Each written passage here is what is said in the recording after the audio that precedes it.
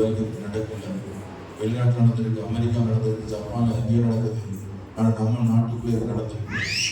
அப்போ நம்முடைய நிலைமை இவர்களுக்காக நாம் ஜெபம் பண்ணணும். நாமே அல்லேலூயா அல்லேலூயா. எத்தனை பேர் குடும்பங்கள் கண்ணீரில் மிதக்கிறாங்க. அனுப்பி விட்டவங்களை காட்டா காமிச்சு சந்தோஷமா சின்ன குழந்தையோட அதில் செத்து இருக்கு. ரெண்டு குழந்தைங்க. இவ்வளோ ஒரு பரிதாபமான ஒரு நிலைமை இதை நடந்திருக்கிறது. ஆகவே கர்த்தர் நம் தேசத்தை காக்கணும். விமானம் பழுதில்லாமல் செயல்படணும். அதில் ஓட்டுற பைலட் கர்த்தர் பயன்படுத்தணும். இந்த விமானத்தில் இப்படி சம்பவம் இனி நடக்கக்கூடாது என்பதற்காக கருத்தோடு ஜெபிங்க. அல்லேலூயா. எந்த விமானத்தில் பிரயாணம் பண்ணுகிற யாரும் அழிவக்கூடாது, சாகக்கூடாது, வெடித்து சிதறக்கூடாது. பாதுகாப்பாக போகணும், பாதுகாப்பு திருப்பி வரணும். எல்லா விமானங்களையும் இயேசு கிறிஸ்து பாதுகாக்கணும். அதற்காக நாம் ஜெபம் பண்ணணும். இனி பாதிக்கப்பட்டவர்களுக்காகவும் ஜெபிக்கணும். அல்லேலூயா. ஒரு நிமிஷம் கண்கள் மூடி ஜெபம். நல்ல பிதாவே, ஸ்தோத்திரிக்கிறோம் ஆண்டவரே. விமானத்தில் பிரயாணம் செய்த ஒவ்வொருவரும் ஆண்டவரே இழந்திருக்க குடும்பங்களுக்காக ஜெபம் பண்ணுகிறோம். அவர் ஆறுதல் படுத்தும் ஆண்டவரே. பாதிக்கப்பட்டவர்களை ஹாஸ்பிட்டல் அனுமதிச்சிருக்கிறாங்க, சிகிச்சை பெற்று சுகமாய் திரும்போதை செய்யணும். ஆண்டவரே இழந்திருக்கிறாங்க, ஆண்டவரே சிதறப்பட்டு செத்துருக்கிறாங்க, அவங்க சொந்த பந்தமெல்லாம் கண்ணீரில் மதக்கிறாங்க. அவங்களுக்கு மனம் இறங்கி ஆறுதல் படுத்தும். இனி ஒரு சம்பவம் வராதபடி எல்லா விமானங்களையும் கர்த்தர் பாதுகாத்து கர்த்தர் ஆசீர்வதிங்கப்பா. எங்கள் தேசத்தில் இப்படி ஒரு சம்பவம் நடக்கக்கூடாது, தேசம் அழியக்கூடாது. கர்த்தாவே திறப்பட்டு ஜெபிக்க கர்த்தருக்கு திருமத்தாரும் இயேசுவின் நாமத்தில் பிதாவே ஆமென். அல்லேலூயா சொல்லுவோமா? அல்லேலூயா. நாம் இன்னைக்கு கர்த்தர் பேசும் வார்த்தையை நாம் தியானிப்போம். ஆண்டவருக்கு மகிமை உண்டாகட்டும். கலாத்தியர் 5 மத்திய சுவிசேஷம் 3 அதிகாரம் 8 வசனத்தின் மூலமாக நாம் தியானம் பண்ணி கொண்டிருக்கிறோம். மத்திய 3 அதிகாரம் 8 வசனத்தை மனம் திறப்பதற்கு ஏற்ற கனியை கொடுங்கள் என்ற தலைப்பில் நல்ல கனி கொடுங்கள் என்று நாம் தியானம் பண்ணி கொண்டிருக்கிறோம். கடந்த வாரத்திலே முந்தின வாரத்திலே நாம் தியானித்த நல்ல கனி எது? முதல் ஞாயிற்றுக்கிழமை நல்ல கனி எது? சொல்லுங்க, நீங்களே சொல்லுங்க. அன்பு என்று தியானித்தோம். இரண்டாவது கடந்த வாரத்திலே நல்ல கனி எது என்று நாம் தியானித்தோம். என்ன? சந்தோஷம், சமாதானம், சுகம் என்று சொல்லி நாம் தியானித்தோம். அல்லேலூயா சொல்லுமா? நாம் சாட்சியா வாழ்ந்தாலே கனி கொடுக்கிறோம். சாட்சி இல்லாத கிறிஸ்தவர்கள் அவர்கள் கசப்பான கனியை கொடுக்கிறாங்க. நல்ல சாட்சியோடு இயேசுவின் பேர் நல்ல பேர் ஆகணும். அவருடைய நாமத்தை வீட்டில் வழங்காதபடி இயேசு நாமம் உங்கள் மூலம் பரிசுத்தமாய் ஜனங்கள் பார்க்கணும். இயேசுதான் நல்ல தெய்வம் என்று உங்கள் மூலம் அறிந்து கொள்ளணும். அதற்கு முக்கியம் இந்த ஆவியின் கனிகள் ரொம்ப ரொம்ப முக்கியம். உங்களுக்குள்ளே மறைந்திருக்கிற குணங்கள் அன்பு, சந்தோஷம், சமாதானம், இம்மூன்று கனிகளும் உள்ள இருக்கிறவர்கள் தான் நல்ல கனி கொடுப்பார்கள் என்று இன்னும் வேறு 2 கனிகளை குறித்து நாம் வேதத்தில் வாசிக்கிறோம். கலாத்தியர் 5 அதிகாரம் 22 வசனம். நீடிய பொறுமை, தயவு. இன்னைக்கு நாம் பார்க்க போற 2வது காரியம் கவனிங்க. 2 காரியங்கள். ஒன்று நீடிய பொறுமை, இன்னொன்று தயவு. கர்த்தருக்கு ஸ்தோத்திரம். இந்த கனி நமக்குள் இருக்க வேண்டும். எத்தனை பேருக்குள்ள நீடிய பொறுமை இருக்கு? இருக்கா? பொறுமை இருக்கு. நீடிய பொறுமை இருக்கான்னு கேள்வி. நிறைய பேர் சொல்லுவாங்க, பொறுத்து பார்த்தேன் மாஸ்டர், விட்டே பாடுபட்டார், என்னால் அதுக்கு மேல பொறுக்கவே முடியலன்றாங்க. அதுக்கு என்ன பேரு? அது பொறுமை தான். அதுக்கு நீடிய பொறுமைன்றது கிடையாது. கர்த்தருக்கு ஸ்தோத்திரம். நீடிய பொறுமை என்ற கனி, ஆவியின் கனி நமக்கு சங்கீதம் 40 முதல் வசனத்துல வாசிக்கிறோம். கர்த்தருக்காக பொறுமையுடன் காத்திருந்து அவர் என்னிடமாய் சாய்ந்து என் கூப்பிடுதலை கேட்டார். நீங்க நீடிய பொறுமையா இருந்தா உன் சத்தத்தை கேட்டு அவர் உன் பக்கம் சாய்வார். அல்லேலூயா. கர்த்தருக்காக நான் பொறுமையோடு காத்திருந்தேன். அவர் என்னிடமாய் சாய்ந்து என் கூப்பிடுதலை கேட்டார். அவர் யாருடைய ஜெபத்தை கேட்பாரு? நீடிய பொறுமையா இருக்க ஜெபத்தை தான் அவர் கேட்பாரு. பொறுமை இல்லாதவங்கெல்லாம் ஒருபோதும் அவரிடத்துல எதையும் பெற்றுக்கொள்ளவே முடியாது. இன்னைக்கு அன்னையுடைய வாழ்க்கையில பொறுமை இல்லாதனாலதான் இதுவரைக்கும் நம்ம ஆசீர்வதிக்கப்பட முடியல. இந்த நீடிய பொறுமை பிரசங்கி 7:8 வாசிக்கிறோம். பெருமை உள்ளவனை பார்க்கலாம் பொறுமை உள்ளவன் உத்தமன். நான் பெருமைக்காரன் அதை பார்க்கலாம், நீ பொறுமையா இருக்கிறாயே அதுதான் உத்தமம் என்று வேதம் சொல்லுகிறது. ஆமென். அல்லேலூயா. ஆண்டவர் இயேசு கிறிஸ்து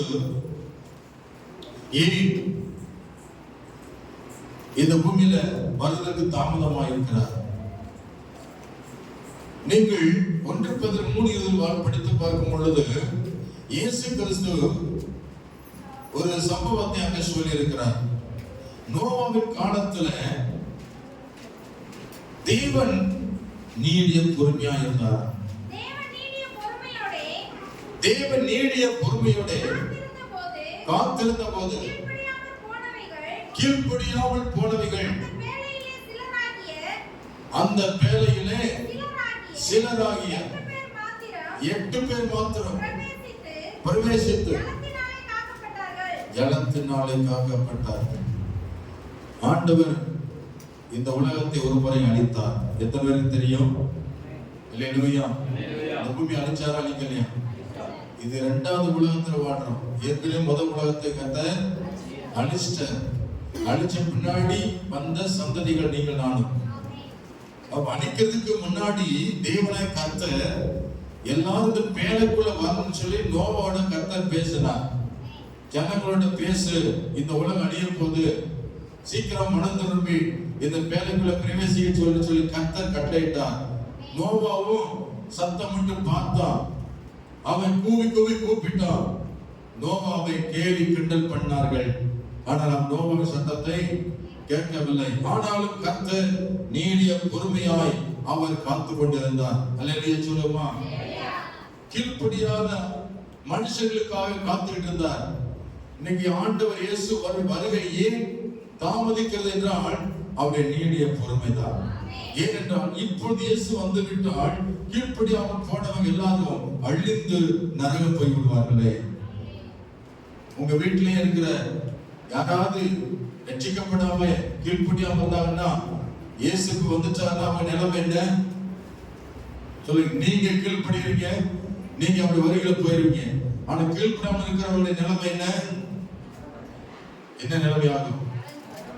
நரகம் தான், நியாய தீர்ப்பு தான்.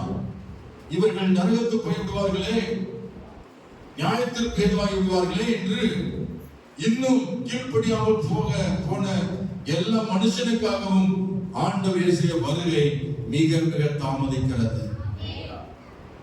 இப்ப வந்துட்டால் அநேக ஆத்துமாக்கள் அழிந்து போவார்கள், நரகத்துக்கு போய் விடுவார்கள். அதுக்கப்புறம் யாரும் ரட்சிக்கப்பட முடியாது, ஞானஸ்நானம் எடுக்க முடியாது.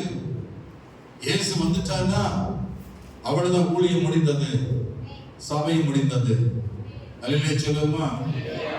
வருகிற வரைக்கும் கீழ்ப்படியாமல் போனவர்கள் எப்படியாவது மனம் திரும்புவார்கள், எப்படியாவது ரட்சிக்கப்படுவார்கள், எப்படியாவது ஞானஸ்நானம் பெறுவார்கள், எப்படியாவது இடத்தில் ஓடி வருவார்கள் சொல்லி இயேசு நீடிய பொறுமையாய் அவருடைய வருகை தாமதிக்கிறது.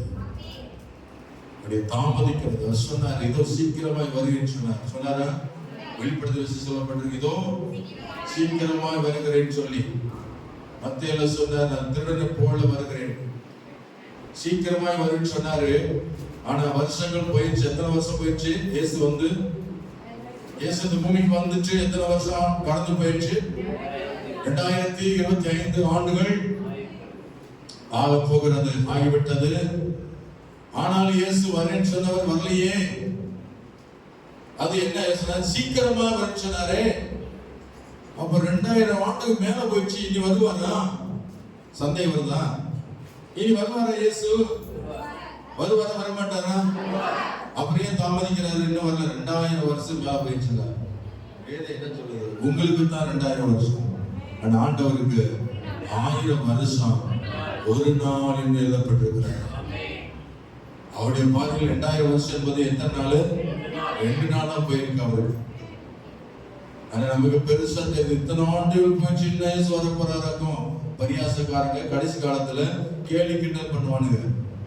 இயேசு வரான்னு சொல்றீங்க, என்ன விளையாடுறீங்களா? எங்க அண்ணன் சொந்த அண்ணன் கேட்டாரு, என்னப்பா உலகம் பேசிட்டு இருக்கு, 2000 இயேசு வருவாருன்னு. 2000 இயேசு வருவான்னு எழுதிருக்கிறதே அவங்க சொல்றாங்களே, உண்மையிலே 2000 வருஷத்துல வருவாரா? நான் சொன்னேன், 2000 எங்க பைபிள் போட்டிருக்கு? 2000 வருஷம் போடல, 2025 போடல, 1995 போடல, 94 போடல. எப்போ வருன்னு சொன்னாரு? அந்த நாள் யாருக்கு தெரியாது, பிதா ஒருவர் தவிர ஒருவனும் அறியாத அவருடைய வருகை நாள். இப்படி எழுதிருக்கு. ஆனால் அநேகர் வதந்தியை கலப்பி இயேசு 2000 வருவார், நேரசு 3000 வர சொல்வதை நம்பாதிருங்கள். அல்லேலூயா சொல்லுமா. இயேசு இன்னைக்கு வந்தால் வந்ததுதான். சாயந்தர வேளையிலையோ இரவு நேரத்திலேயோ அதிகாலையிலேயோ திருடனை போல வருவேன் என்று கர்த்தர் நாள் சொல்லாமல் சொல்லிட்டு இருக்கிறார். அவர் சொன்னதை நிறைவேற்றுவார். இதோ சீக்கிரமாய் வருவேன் சொன்னவர் அவர் சீக்கிரமாய் வருவார். ஹல்லேலூயா. அப்ப அவருடைய கணக்குப்படி 2025 வருஷம் என்பது அவருடைய பார்வைக்கு எத்தனை நாள்? 2 நாளும் 2 நாளும். அந்த 25 வருஷத்தை என்ன கணக்கு போடலாம்? 4 நாள் கணக்கு போடலாமா? 4 மாசம் காலா. சரி பாருங்க, அவருடைய பார்வைக்கு நீங்க பெருசா எதை பாக்குறீங்களோ அவருடைய பார்வைக்கு அது சிறுசு. உங்க பிரச்சனை கூட மழை போல பெரிய பிரச்சனை பார்ப்பீங்க, ஆனா அவருடைய பார்வைக்கு அந்த பிரச்சனை அது பனி போல உருகி போற பிரச்சனை. அல்லேலூயா. மனிதன் நினைக்கிறபடி ஆண்டவர் நினைக்கிறது அல்ல. உன் நினைவுகள் அவன் நினைவு அல்ல. வானத்துக்கு பூமி எவ்வளவு உயர்ந்திருக்கிறதோ அப்படி உங்கள் நினைவு பார்க்கலும் கர்த்தருடைய நினைவுகள் பெரிதாக இருக்கிறது. அல்லேலூயா. ஆண்டவர் இயேசுடைய வருகை தாமதிப்பதற்கு காரணம் இயேசு கிறிஸ்துவின் நீடிய பொறுமையை நாம் அறிந்து கொள்கிறோம். கர்த்தருக்கு ஸ்தோத்திரம். அல்லேலூயா. 2 பேதுரு 3 அதிகாரம் 9 வசனம் 15 வசனம். தாமதிக்கிறார் என்று சிலர் எண்ணுகிறபடியால் கர்த்தர் தமது வாக்குத்தத்தத்தை குறித்து தாமதமாயிராமல் ஒருவனும் கெட்டு போகாமல் எல்லாரும் மனம் திரும்ப வேண்டும் என்று விரும்பி நம்மேல நீடிய பொறுமையுள்ளவராய் இருக்கிறார். இந்த கனி உங்களுக்குள் இருக்க வேண்டும். அல்லேலூயா சொல்லுமா. நீடிய பொறுமை உங்களுக்கு தேவை. இன்னைக்கு அநேகர் சொல்ற வார்த்தை அல்லது கேட்கிற கேள்வி என்ன தெரியுமா? என் தேவனுக்கு விரோதமாய் செயல்படுறான், ஒரு பனிஷ்மெண்ட் உனக்கு கிடைக்கல. சபை விட்டு நீக்கிட்டா, விக்கிரத்தை வணங்கினா, நெத்தியில விபூதியை பூசிக்கிட்டு இருக்கிறாங்க. ஆனா ஆண்டவர் உண்மை கேட்கல. எப்படி கேட்கிறாங்க நம்மகிட்ட? நான் உங்களுக்கு சொல்லுகிறேன், நரகத்துக்கு போறவனுக்கு தண்டனை தேவையில்லை இந்த பூமியில. ஆனால் பரலோகத்துக்கு போறவனுக்கு தானே உண்டு. புரியுதா உங்களுக்கு? நீதிமானத்தை அவன் கடிந்து கொண்டு செயல்படுத்துவாங்க தவிர பாவிகளை நரகத்துக்கு போறவனை அவனை அப்படி விட்டு விடுவான். அவன் நினைப்பாங்க நல்லா இருக்கு நினைப்பான். ஆனால் நிழலை போன்ற மனுஷன் அவன் இருக்கிற இடம் தெரியாமல் மறைந்து விடுவான். கை வைத்து அவன் சொல்லுவான், நான் நினைக்கிறபடி மனுஷன் பெரிய ஸ்ட்ராங் கிடையாது, மனுஷன் பெரிய இரும்பு கிடையாது. குழு குழு கொண்டு நல்லா இருக்காங்க. அவங்களுக்கு என்ன, சர்ச்சுக்கு வராம போனாலும் அவங்க நல்லா தான் இருக்காங்க. பாஸ்டர் சொல்றமா, சூப்பரா இருக்காங்க, பணத்தை கவலையில நல்ல வீடு வாசல் வசதியோட இருக்காங்க, சர்ச்சுக்கு வர்றதில்ல. ஆனா சர்ச்சுக்கு வராமலே அவங்க எவ்வளவு அருமையா இருக்காங்க. ஏன்? சீக்கிரமா தொலைறதுக்கு நேரம் நெருங்கிருச்சு. தெரியுமா? பொண்ணு ஊதுனா ஊதிக்கிட்டே இருங்க. அது ஊதுறதுக்கு என்ன காரணம்? எதுக்கு ஊதிட்டே இருக்கு? புரிஞ்சுக்கங்க, அது சீக்கிரம் வெடிக்கும் போது அர்த்தம் எங்களுடைய நியாய தீர்ப்பு வந்து விட்டது. சீக்கிரம் அவங்களுக்கு நியாய தீர்ப்பு கொடுக்க போகிறார். எத்தனை விசுவாசிகள் இல்லையா? பின்மாற்றம் அடைந்தவர்களுக்கு வாய்ப்பு கொடுத்து, சபையை விட்டு நீங்களுக்கு வாய்ப்பு கொடுத்தார். எவ்வளவு பொறுமையாய் காத்திருந்தார். ஆனா அவர்களும் மனம் திரும்பவில்லை. அவர்களும் பிடிவாதமா இருக்கிறாங்க. சம்பாத்தியம் முக்கியம், பணம் முக்கியம், எனக்கு சொத்து முக்கியம் என்று சொல்லி கர்த்தரை விட்டு சபை விட்டு அவர்கள் விலகி போயிருந்தார்கள். அவர்கள் மணந்து போல் என்று கர்த்தர் நீடிய பொறுமையாய் காத்திருந்தார். அவர்கள் மனம் திரும்பவில்லை. அவர்கள் நன்றாக இருந்தால் என்ன? துன்மார்க்கன் 100 நாள் 100 வயசு வாழ்ந்தாலும் அவனுடைய வாழ்க்கை அழிந்து போய்விடும். சபையில் பாவிகள் நிலை நிற்பதில்லை. ஆமென் சொல்லுங்க அல்லேலூயா. நீதிமான் சபையில் பாவிகள் நிலை நிற்பதில்லை என்ற வார்த்தை நிறைவேறிக் கொண்டிருக்கிறது. பாவிகளை ஏன் கர்த்தர் கடிந்து கொள்ளவில்லை? பாவிகளுக்கு ஏன் இன்னும் தண்டனை கொடுக்கவில்லை? அவர் நீடிய பொறுமையாய் காத்துக் கொண்டிருக்கிறார். அவர்கள் மனம் திரும்பட்டும் என்று வெயிட் பண்றார். அவர்களுக்கு ஆண்டவர் தவணை கொடுக்கிறார். விபச்சாரக்காரர்களுக்கு தவணை கொடுக்கிறார். விக்கிர ஆராதனைக்காரர்களுக்கு தவணை கொடுக்கிறார். திருடர்களுக்கு தவணை கொடுக்கிறார். சபை பகைக்கிறவர்களுக்கு தவணை கொடுக்கிறார். கிறிஸ்தவனுக்கு விரோதமாக எழும்பினவர்கள் மனம் திரும்ப வேண்டும் என்று தவணை கொடுக்கிறார். இந்த தவணை காலத்திலே அவர் கொடுத்ததான அந்த தவணை கொடுத்த நாளிலே அவர்கள் மனம் திரும்பாம போனால் கர்த்தர் நியாய தீர்ப்பு கொடுப்பார். அதற்காக நீடிய பொறுமையாய் அவர் காத்துக் கொண்டிருக்கிறார். அல்லேலூயா. எதனால அவரை நேசிக்கிறார். இந்த ஆத்துமா கெட்டு போக கூடாது. இந்த ஆத்துமா நரம்பு இருக்கக்கூடாது. இதற்காக ஆண்டவர் அவர் அன்பு கூர்ந்தபடியினால், இயேசு அன்புள்ளவர். அல்லேலூயா சொல்லுமா.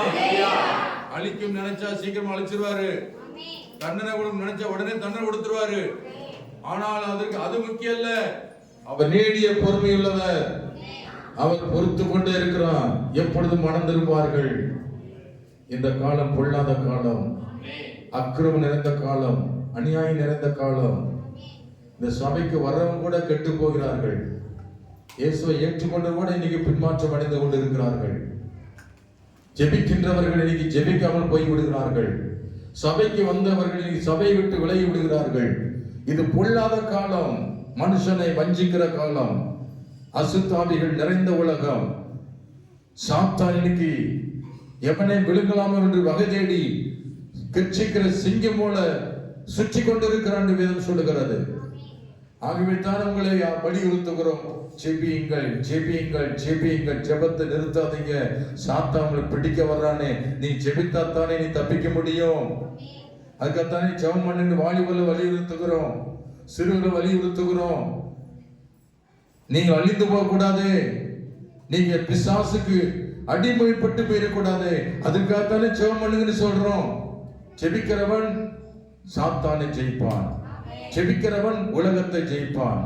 ஜெபிக்கிறவன் பாவங்களை ஜெயிப்பான். அல்லேலூயா சொல்லுமா. ஜெபிக்கிறவன் செத்தாலும் பிழைப்பான். ஜெபிக்கிறவனை கர்த்தர் உயர்த்தி வைப்பான். ஜெபிக்கிறவனை சுற்றிலும் தூதர்கள் இருப்பார்கள். ஜெபிக்கிறவனோட பரிசுத்த ஆவியானவர் இருப்பார். ஒன்றும் அவங்களை தொட முடியாது. ஆகவே தான் சொல்லுகிறோம், ஜெபம் பண்ணுங்கள், ஜெபம் பண்ணுங்கள், ஜெபம் பண்ணுங்கள் என்று இயேசு சொன்னார். நீங்க சோதனை கூப்பிடாதபடி என்ன செய்யுங்க? ஜெபம் பண்ணுங்கன்னு சொன்னார் ஆண்டவர். அந்த பரிசுத்தமான ஆண்டவருக்கே ஜெபம் தேவைப்பட்டது. கை வைத்தியாம சொல்லுமா. இயேசு பாவம் அறியாதவர், அவர் ஒரு பரிசுத்தர். அவர் உலகத்தை நேசிக்காதவர், உலகத்தோடு அனுபவிக்காதவர், உலகத்துக்கு அடிமை இல்லாதவர். அப்படிப்பட்ட இயேசுவுக்கே சோதனை அவருடைய சுற்றிலும் இருந்தது. அந்த சோதனை ஜெயிக்கத்தான் இயேசு வனாந்தரத்தில் போய் ஜெபம் பண்ணினார். ராம் முழுதும் மலையில் போய் ஜெபம் பண்ணினார். தனியாய் போய் ஜெபம் பண்ணினார். ஜெபம் பண்ணி உலகத்தை ஜெயித்தார், சாத்தானை ஜெயித்தார். அநேக ஜனங்கள் ரட்சிக்கப்பட்டார்கள், மனம் திரும்பினார்கள். அல்லேலூயா சொல்லுமா. ஆவி ஜெபிக்கிறவங்க ஒருபோதும் ஜெபத்தை நிறுத்திவிடக் கூடாது. பதில் வரல என்று சொல்லி சோர்ந்து போக கூடாது. பதில் வரும், எதிர்பாருங்கள். அல்லேலூயா. இன்னைக்கு பொறுமை இல்லாதவங்க எப்படி நடந்து கொள்வார்கள்? ஸ்தோத்திரம். எவற்றில் பொறுமையா இருக்கணும்? இன்னைக்கு அநேக வாழ்க்கையில சங்கீதம் 4:4 வாசிக்கிறோம். சங்கீதம் 4:4 கோபத்துல நமக்கு பொறுமை வேணும்.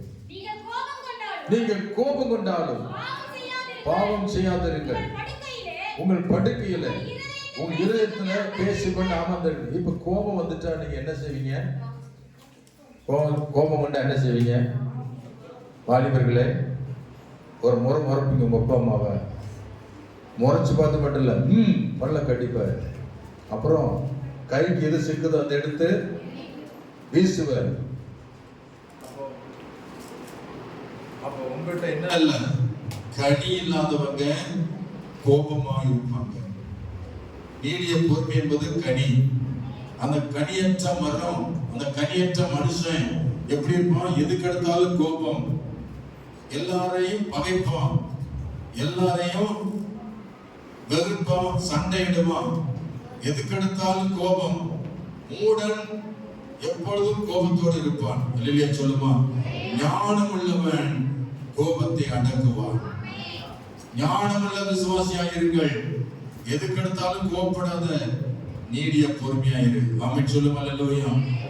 உங்களை யாராவது பேசினாலோ, உங்களை யாராவது திட்டினாலோ, உங்களை யாராவது அவமானப்படுத்தினாலோ கோபப்படாதீர்கள். தேவன் நியாயத்தீர்ப்பு கொடுப்பார். அதுக்காக கர்த்தருக்காக பொறுமையுடன் காத்திருந்தேன் தாவீது சொல்கிறார். தாவீதை சவுல் கொலை செய்ய முயற்சி செய்தான். ஆனால் தாவீதோ நீடிய பொறுமையாயிருந்தான். கர்த்தர் பதில் கொடுக்கட்டும். சவுலை தாவீது கையில ஒப்பு கொடுத்தார் இவனை கொலை செய்ய. ஆனாலும் சவுலை தாவீது கொலை செய்ய மனம் வரவில்லை. அல்லேலூயா சொல்லுமா? அவன் சொன்ன, ஒரு அபிஷேகம் பெற்றவனை நான் கொலை செய்யக்கூடாது, கர்த்தரா பார்த்து நியாயத்தீர்க்கட்டும், ஆனால் நான் அவனை கொலை செய்ய மாட்டேன்னு சொன்னான் தாவீது. அது சங்கீதத்தில் வாசிக்கிற 40 நான் கர்த்தருக்காக பொறுமையுடன் காத்திருந்தேன் சொல்ல. யார் மேலையும் கோபப்பட்டா கோபத்தை நீங்க வெளிப்படுத்தாதீங்க, கர்த்தரத்துல ஒப்பு கொடுங்க. ஆண்டவரே என்னை எப்படி பேசிட்டான் நீங்க பாருங்க. நான் கோபப்பட்டு நான் கெட்ட வார்த்தை பேசக்கூடாது. உன் சரீரத்தை அடக்கம், ஆவி அடக்கு. அல்லேலூயா சொல்லுமா? ஒரு ரட்சிக்கப்பட்ட பிள்ளைக்குள்ள கோபம் அடிச்சு கூடாது, உடனே வரக்கூடாது. எப்ப பார்த்தாலும் கோபம். ஹலோ, கோபப்படுவீங்களா? வீட்டுக்கு போனே ஒரு சோதனை இருக்கு, யாராவது உங்களை அடிப்பாங்க. அப்ப என்ன செய்யணும்? சிக்கிற கை சிக்கிறத அடிக்கணும். தானே? ஒருவன் வலது கலத்தை அறிந்தால் ஒரு இடது கலத்தையும் திருப்பி கொடு. போங்கப்பா சார், அந்த காலம். இப்பெல்லாம் ஒரு கடத்துல நான் 10 அறிவேன். அவன் ஒரு அரைஞ்சான்னா நான் 10 அறிவேன். இருக்கீங்களா? ஹலோ, அல்லேலூயா, அல்லேலூயா. ஒரு தம்பியை கேட்டேன், என்னப்பா பிரச்சனைன்னு. பாஸ்டர், நான் அருவா வச்சு வெட்டுவேன்டா. நான் அருவாவை தூக்கிட்டு போயிட்டேன். எப்படி நம்ம ஆட்கள்? நீ சொல்லுவடா, நான் செஞ்சு காட்ட விட்டா. நம்ம ஆட்கள் அப்படி இருக்கிறாங்க. வசனம் அவங்க கை போடுறாங்க, ஆனா விசுவாசிகளோ கை கொள்றது இல்லை. எவ்வளவு மோசமா இருக்காங்க. கனி இல்லாத வாழ்க்கை. நீடிய பொறுமையா இருங்க. உங்க முகத்துல ஒரு அன்பு இருக்கணும். ஆமென் சொல்லுமா? உங்க முகத்துல பார்க்கும்போது மற்றவர்கள் பார்த்து எரிச்சல் அடையக்கூடாது. நீங்க பார்க்கும் போதுல எப்பொழுதும் புன்சிரிப்போடு இருக்கணும். என்ன சொன்னா சரி சிரிச்சுக்கிட்டே போயிருக்கு. எங்க வீட்டு அவன் சொல்லுவாங்க, என்ன சொன்னா சரி அப்படின்னா அப்படியே பாசிப்போம் அப்படின்னு சொல்லிட்டு போயிட்டா இருக்க. அதுக்காக ரோசப்பட்டு என்ன செய்யக்கூடாது? உன்னை வச்சுக்கிறேன் பாரு அப்படி பேசாதீங்க. கோபத்தை அடக்கிறவன் கனி உள்ளவன். நீடிய பொறுமையில் அவன் கோபத்தை அடக்குவான். நீடிய பொறுமை என்பது கனி. அந்த கனியை நீ பெற்றுக்கொண்டு நீ கர்த்தருக்கு பிரியமா நட. நீடிய பொறுமை உள்ள மேல தேவன் பிரியமாக இருப்பார். அல்லேலூயா. கோபம் கொண்டாலும் பாவம் செய்யாதீர்கள். பாவம் செய்தால் நீ ஒரு விசுவாசி கிடையாது. ஆகவே கோபம் கொள்ளலாம், அதை அடக்கிக்கொள். கர்த்தர் உங்களுக்கு பலம் தருவார்.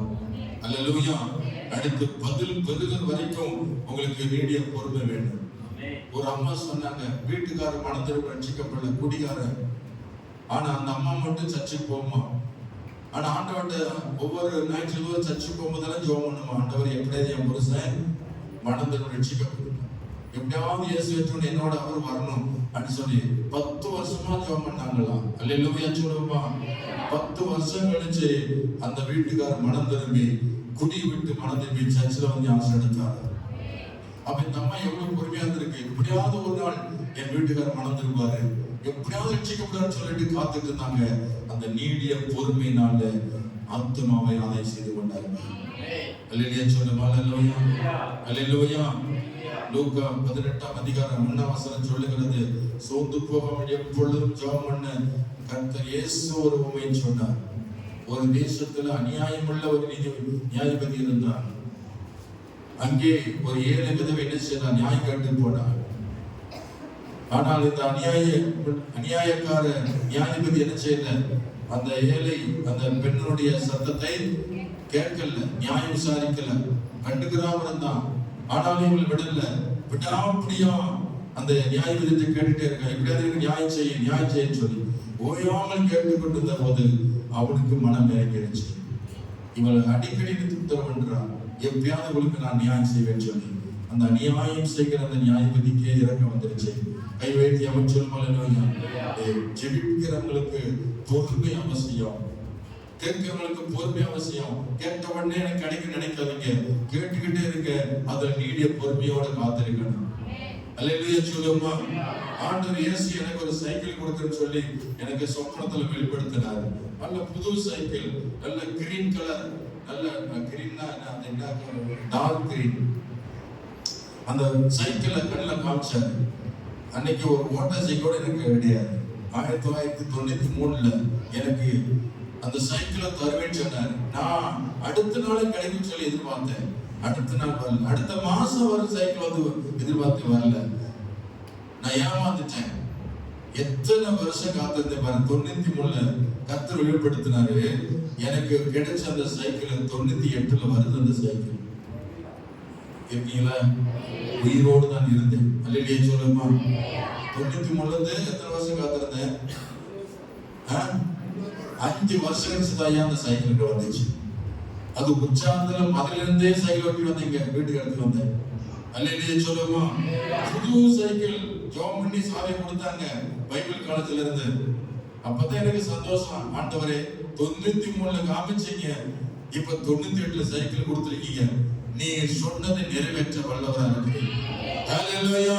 உங்களுக்கு கர்த்தர் ஏதாவது வெளிப்படுத்தியிருந்தால் அதை நிச்சயமா கொடுப்பார். வருஷங்கள் போனாலும் கர்த்தர் சொன்னதை நிறைவேற்றுவார். அல்லேலூயா. அது வரைக்கும் பதில் கிடைக்க வரைக்கும் நீடிய பொறுமை நமக்கு வேணும். திருமணமானவங்களுக்கு குழந்தை கிடைக்கலன்னா அவங்களுக்கு என்ன வேணும்? நீடிய பொறுமை வேணும். Praise lord. காத்துரு. யார் சொல்லி கேட்காது, கர்த்தர் சொல்லுவார். நான் உனக்கு தருவரை காத்துரு. ஆமென். கர்த்தருக்கு காத்துரு, ஒருபோதும் வெட்கப்பட்டு போக மாட்டார். நீடிய பொறுமையோடு காத்துரு, பதில் கிடைக்க வரைக்கும் காத்துரு. கர்த்தர் உன்னை ஆசீர்வதிப்பார். ஆசீர்வாதம் கிடைக்க வரைக்கும் நீங்கள் வெயிட் பண்ணணும். ஒரு வீடு கட்டுறவங்க பொறுமையா காத்திருக்கணும். ஒரு திருமணம் முடிக்கிறவங்க பொறுமையா காத்திருக்கணும். ஒரு வேலைக்காய் முயற்சி பண்ணவங்க பொறுமையா காத்திருக்கணும். கர்த்தர் ஒரு நாள் வைத்திருக்கிறார். உங்களுக்கு வேலை உங்களுக்கு தேடி வரும். உங்களுக்கு குழந்தை பாக்கியத்தை ஏற்படுத்துவார். நீ நல்ல நிலைமையில இருப்பாய். ஆபிரகாமை தேவன் ஆசீர்வதித்தார். ஆபிரகாமை உடனே ஆசீர்வதிக்கல. அவனுக்கு கர்த்தர் 75 வயசுல வாக்கு கொடுத்தார், உன்னை ஆசீர்வதிப்பேன். ஆனா எப்ப நிறைவேற்ற? 25 வருஷம் காத்திருந்த ஆபிரகாம் 100 வயசுல நிறைவேறிச்சு. ஒவ்வொரு மனுஷனுக்கு கர்த்தர் கொடுத்திருக்க ஆசீர்வாதம் நிறைவேறணும்னா பதில் வரும் வரைக்கும் நாம் நீடிய பொறுமையா காத்திருக்கணும். அவசரப்படக்கூடாது. அந்த கனி நமக்குள்ள இருக்கு. அல்லேலூயா. நீடிய பொறுமை கனி இருந்தா தான் இந்த பொறுமைக்குள்ள இருப்பாங்க. எனக்கு நேரம் ஆகிவிட்டது. டைம் என்ன உங்க வாசல் சொல்லுங்க. டைம் அது கூட விடுது. கொஞ்சம் இந்த டைம் தான். 3 நிமிஷம் தான் இருக்கு. இந்த தேவன்ற கனியை மட்டும் சொல்லிட்டு ஒரு மாய்ச்சி விட்டு முடிச்சு பாரு. பிரைஸ்லாம் சொல்லுமா. முதல் கனியை தான் பார்த்துருக்கோம், நீடிய பொறுமையை பார்த்துருக்கிறோம். அடுத்து 2வது என்ன கனி? தயவு. தயவு என்பது என்ன? தயவுன்னா என்ன உங்களுக்கு தெரியுமா? தயவுன்னா இரக்கம் இல்லை, அதுவும் வேற. தயவு என்பது பைபிள்ல தெளிவா வசனம் சொல்லி இருக்கு. தயவு என்னன்னா நீதிமொழி ஸ்தோத்திரம் நீதிமொழி 12:2 நீதிமொழி 19:22 பாருங்கள். நீதிமொழி 19 நன்மை செய்யும் கொண்டிருக்கும் ஆசையே தயை. இப்ப கவனிச்சு பாருங்க, தயை என்ன? நன்மை செய்ய மனுஷன் கொண்டிருக்கும். அந்த ஸ்கிரீன்ல பாத்தீங்கன்னா நீங்க படிக்கலாம். நன்மை செய்ய மனுஷன் கொண்டிருக்கும் ஆசையே தயை, பொய்யனை பார்க்கிலும் தரித்திரன் வாசி. நான் பெங்களூர் போயிருந்தேன். அங்க பஸ் ஸ்டாண்ட் டிராவல்ஸ் பஸ்ல வெயிட் பண்ணேன்.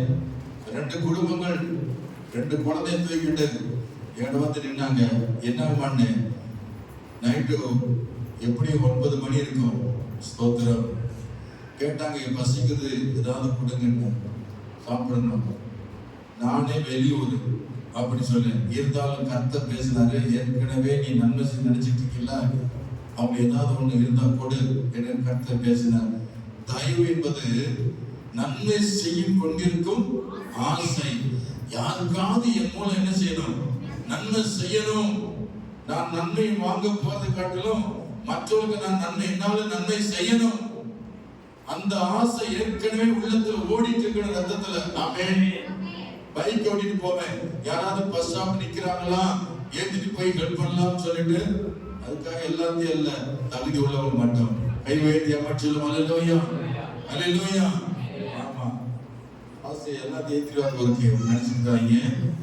தகுதி உள்ளவர்களை மாத்திரம் என்ன செய்வேன், யாராவது இந்த வயசான பொம்பளையா போல இஸ்ரேலையா போல எப்படியா பஸ் நிற்பாங்க, எப்படி ஏத்திட்டு போயிடணும் அப்படி நினைச்சதே போவேன். ஏன் காரியம் உறவு இருக்கட்டும், ஆனா இதன் மூலமா இன்னொருத்தருக்கு நன்மை செய்யணுமே அந்த எண்ணங்கள் ஓடிக்கிட்டே இருக்கும். அல்லேலூயா சொல்லுவோமா? என்னை தேடி வரவளுக்கு வந்தவனே கேட்பேன், சாப்பிட்டீங்களா, தண்ணி வந்து குடிங்க, ஏதாவது உங்களுக்கு நன்மை செய்யணும். வந்தவனே மூஞ்ச பார்த்தா, சில மூஞ்ச பார்த்து ஏண்டா வீட்டுக்கு வந்தான், இது முகரை பார்த்தாலே எப்படி இருக்கு தெரியுமா, பேய பார்த்த மாதிரி இருக்குது. ஒரு வீட்டுக்கு போயிருந்தேன், கதவு தட்டுறோம், திறக்கலான ஜனவரி எட்டி பார்த்து பேய் மாதிரி, கண்ணு 2 கண்ணு முட்டை கண்ணை போட்டு, எதுக்கு இந்த நேரம் வந்தீங்க, எப்படி இருக்குன்னு. அல்லேலூயா, அல்லேலூயா. அதோட பயந்துச்சு. இப்படி பட்டா இருக்காங்க. நீங்களே எனக்கு கூப்பிட மாட்டீங்க, நானா உங்க வீட்டுக்கு வரணும்னாங்க. தோத்தம் எப்படியாவது பாஸ்டிங் வீட்டுக்கு வரணும்னு சொல்லி அது என்னங்க ஓடிட்டு இருக்கா. ஊழியக்கார வீட்டுல வந்து ஜோம் பண்ணது என்ன ஓடிட்டு இருக்கா. ஊழியக்கார வந்து கால் வச்சு ஜோம் பண்ணது என்ன ஓடிட்டு இருக்கா. ஆமா, இவராவது ஜோம் பண்றாரு, இவர் கிடக்குறாரு. இப்படின்னா ஒரு நன்மை வீட்டுக்கு தேடி வராது. கர்த்தருடைய பிள்ளைகள் ஒரு ஆசை இருக்கணும். அந்த ஆசை தான் தயவு. அந்த ஆசை என்ன ஆசைன்னா நன்மை செய்கிற ஆசை. யாருக்காவது, என் ஃப்ரெண்டுக்காவது, சபைக்காவது, ஊழியருக்காவது ஏதாவது நான் நன்மை செய்வேன். அந்த எண்ணங்கள் ஓடித்துதான், அதுதான் தயவு. Praise the Lord. ஹலோ, அல்லேலூயா சொல்லுமா? பஸ்ல பிரயாணம் போறீங்க, ஒரு வயசானவர் கம்பவுண்டர் ஏறி நிக்கிறாரு, நீங்க எல்லாம் ஜாலியா உட்காந்துருக்க சீட்ல. உங்க மனசு என்ன ஓடணும், உங்க பக்கத்துல இடிச்சு நிக்கிறாரு, என்ன செய்யணும்? ஏற்கனவே நினைச்சிருந்தா தான் இடம் கொடுப்பீங்க. நீ திடீர்னு பாத்தீங்கன்னா என்ன செய்வீங்க, நிக்குது பெருசு, திடீர்னு நினைச்சீங்கன்னா அப்படித்தான். ஏற்கனவே உள்ளத்துல நினைச்சுக்கிட்டே ஏறணும், என்னுடைய இடத்தை யாருக்காவது ஒருவேளை முடியாதவங்க பக்கத்துல அவங்களுக்கு நிச்சயமா நான் கொடுப்பேன் என்று அந்த நினைச்சுக்கிட்டு அந்த எண்ணம் இருந்தால் தயவு. அது பிறகு தயவு. யாருக்காவது நன்மை செய்யணும் என்று கொண்டிருக்கும் ஆசையே தயவு என்று சொல்றாங்க. அது கனி. ஆமென், ஆமென், அல்லேலூயா. நீதிமொழி 11:27 வாசிக்கிறோம், நன்மையை தேடுகிறவன் தயவை தேடுகிறான். நீதிமொழி 12:2 பார்க்கிறோம், நல்லவனுக்கு தயவு கிடைக்கும். நல்லவன் கர்த்தரிடத்தில் தயவு பெறுவான். துர்ச்சிந்துள்ள மனுஷன் அவனை ஆக்கினைக்கு உட்படுத்துவார்கள். நன்மையை ஜாக்கிரதை தேடுகிறவன் தயவு பெறுவான். தீமையை தேடுவனுக்கும் தீமையை வரும். அல்லேலூயா. ஏசாயா 55:7 வாசிக்கிறோம். அவர் தயவு மன்னிக்கிறதுக்கு அவர் தயவு உள்ளவர். உங்க இடத்துல யாராவது தப்பு பண்ணாங்கன்னா அவங்க என்ன செய்யணும்? எப்ப வருவாங்க? அவங்க பாவத்தை மன்னிச்சுட்டு ஏற்றுக்கொள்வது. அதுதான் தயவு. இப்படிப்பட்டவங்க நான் ஏற்றுக்கொள்ள மாட்டேன், இப்படி மோசமானவங்க அப்படின்னு நினைச்சா உங்களுக்குள்ள கனி இல்லை. தயவு என்ற கனி இல்லை. தயவு என்ற கனி உள்ளவங்க தன்னுடைய குற்றங்களை மன்னித்து அவளை தம் பக்கம் ஏற்றுக்கொள்வார்கள். இயேசு அதுதான் செய்தார். ஆமென். அல்லேலூயா. பாவிகளை நேசிக்கிறதுக்கு இயேசு உலகத்துக்கு வந்தார். பாவிகளை அணைத்துக் கொண்டார். பாவிகளோடு உட்கார்ந்து சாப்பிட்டார். பாவியுடைய பாவங்களை மன்னித்தார். ஜனங்கள் ஆசீர்வதிக்கப்பட்டார்கள். அல்லேலூயா. கர்த்தருக்கு ஸ்தோத்திரம் உண்டாவதாக. தயவுள்ளவர்களாய் இருங்கள். தேவ தயவு வேணும். மனுஷ தயவு நமக்கு வேணும். அப்பதான் அந்த பூமியில வாழ முடியும். நீங்களும் தயவுள்ளவர்களாய் மாறுங்கள். ரோமர் 2:4 சொல்லுகிறது. ரோமர் 2:4 தேவ தயவு உங்களை குணப்படுத்துவதா இருக்கிறது. கர்த்தர் உங்கள் தயவா இருந்தால் உங்களுக்கு வந்த நோய் உங்களை விட்டு விலகும். தேவ தயவு நீ குணப்படும்படி உன்னை ஏவுகிறது என்று அறியாமல் அவருடைய தயவு, பொறுமை, நீடிய சாந்தம் இவைகளின் ஐஸ்வர்யத்தை அசட்டை பண்ணுகிறாயோ என்று சொல்லப்படுறது. ஆகவே கர்த்தர் உண்மையில் தயவாய் இருந்தால் உனக்கு வந்த நோய் உன்னை விட்டு விலகி போய்விடும். எத்தனை விசுவாசி? அல்லேலூயா. அல்லேலூயா. கர்த்தர் மேல் தயவா இருந்தால் நீ மேன்மையாய் வைக்கப்படுவாய். அதே போல நீங்களும் தயவு என்ற கனியினால் நிரம்பியிருங்கள். மற்றவர்களுக்கு நீங்கள் நன்மை செய்யும்படி நீங்கள் உங்க மனதில நிர்ணயம் பண்ணி கொண்டு அதுல ஆசையா இருங்க, அதுல விருப்பமா இருங்க. நான் யாருக்காவது நன்மை செய்தால் அதனால ஒரு மகிழ்ச்சி அடைங்க, அதனால ஒரு சந்தோஷம் அடைங்க. நான் ஒருத்தர் நன்மை செய்தால் அதனால எனக்கு ஆசீர்வாதம் தான். ஆமென் சொல்லுங்க. அல்லேலூயா. அல்லேலூயா. அல்லேலூயா. கர்த்தருக்கு ஸ்தோத்திரம் உண்டாவதாக. எபேசியர் 4:37 வாசிக்கிறோம். ஒருவருக்கு ஒருவர் தயவாயும் மன உருக்கமாய் இருந்து கிறிஸ்துவுக்குள் தேவன் உங்களை மன்னித்தது போல நீங்கள் ஒருவருக்கு என்ன செய்யுங்க? மன்னிங்க. மத்தேயு 7:9 வாசித்து முடிக்கிறேன். கடைசியாக சொல்லி முடிக்கிறேன். மத்தேயு 7:9 என்ன போட்டிருக்கு?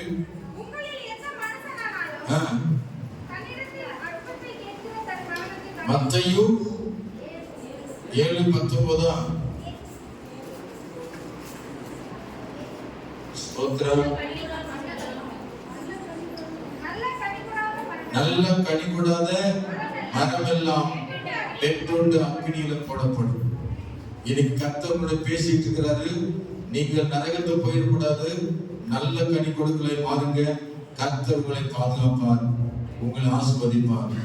இன்னைக்கு நீங்க பார்த்த வார்த்தைகள் நீடிய பொறுமை, தயவு, இதை நீங்கள் உங்கள் வாழ்க்கையில குணத்துல காட்டுங்கள். விசுவாசிக்கு ஒரு அழகு எதுன்னா நீடிய பொறுமையா இருப்பதுதான். விசுவாசிக்கு அழகு எதுன்னா நீ தயவுள்ள பிள்ளையா இருப்பதுதான் உங்க விசுவாசிக்கு அழகு. ஆமென். அல்லேலூயா. எல்லாரும் ஒப்புக்கொள்ளுங்க. இதுவரைக்கும் நீங்க பொறுமை இல்லாதவர்களா இருந்தா இந்த நீடிய பொறுமை என்ற கனி எனக்குள் இருக்கிறதா என்று ஆராய்ந்து பார்த்தோம். நீடிய பொறுமை என்ற கனி எனக்கு வேணாம். தயவுள்ள பிள்ளையா நாம் மாறணும். தயவு என்ற கனி எனக்கு எல்லாம் எழுதுகிறது. ஒப்பு கொடுப்போமா? எத்தனை பேருக்குள்ள இந்த நீடிய பொறுமை இல்லை? அவங்க கை தொட்டுங்க. ஒப்பு கொடுங்க. ஆண்டவரே, நான் பொறுமை இல்லாம வாழ்ந்து கொடுத்து அவசர பக்தி, கோபம் என்றது, கோபம் என்னை அழிச்சுக்கிட்டு இருக்கு. நீடிய பொறுமை எனக்கு வேணும் ஆண்டவரே. கோபம் அழிச்சிடும், குடும்பத்தை அழிச்சிடும். நீடிய பொறுமை உள்ளவன் தன் குடும்பத்தை பாதுகாப்பான், தன் வாழ்க்கையை பாதுகாப்பான்.